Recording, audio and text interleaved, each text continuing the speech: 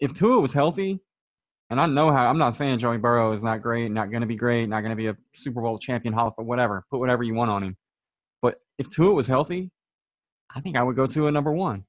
My opinion of Tua as a healthy quarterback has not changed, but with everything being what it is, and like none of these, I think Tua did this thing where like after the combine, he had like back-to-back doctors that were like, no, his hip is good, and then he started posting videos of him working out and throwing, and then he had all this momentum all of a sudden, and it was like, oh dang, like Tua could actually push Burrow at the top again, but now I feel like the pendulum has swung all the way back in the opposite direction where there's talk of him falling, into the middle and even the late portions of the first round, and all of that is because of the injuries and the fact that NFL teams can't get in front of him, can't put their doctors on him, and it's not just the hip but also the ankles. I mean, his injuries are weird. Like when he had surgery for back-to-back ankle sprains, right? Mm-hmm. I'm not making that up, right?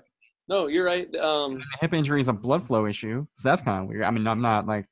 Yeah. I know this will surprise everyone, but I am not actually a board-certified physician. However, I would be worried about a blood flow issue. That just sounds scarier than normal. So when you're doing the Zoom draft of 2020, I don't know. I'd be a little worried if I was in Tua's camp right now. For sure. And then I think the Bo Jackson injury can't get out of people's heads either, because they're like, this was the greatest athlete we've ever seen. Yeah. And then this thing took him down. And the dude broke his nose on the same play he hurt his hip. Who does that? His nose was bleeding. Damn thing was broken. Yeah, I mean, maybe he is a little fragile, but if I'm sitting there in the top 5 and I'm the Miami Dolphins and I do not pull the trigger on Tua, what are you doing?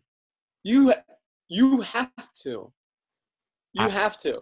If you get burnt by it, it is like what? Like, how can anyone blame you? Because I couldn't get in front of him. We couldn't get our doctors in front of him. But how can you sit there and pass up this once-in-a-generational talent that literally everyone says that from the time he was in high school?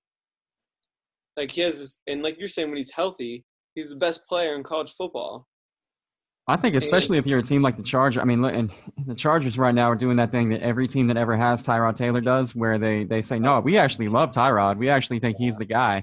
I feel kind of bad for Tyrod because every year Tyrod is being told in April that he's going to be the guy, and then they always draft another guy, and then he gets traded again. But the Chargers are doing it right now with the whole Tyrod's our guy thing. If I'm a Charger fan and we don't draft Tua in that spot, I'm going to lose my absolute mind. Yeah. Especially, like, if you think Herbert is better, which is a separate discussion, and I couldn't agree less. But if you draft Herbert, whatever, maybe some people are like, oh, he's got all the tools. If you do neither, if I'm a Charger fan and they draft Isaiah Simmons, and I love Isaiah Simmons, I'm going to lose it.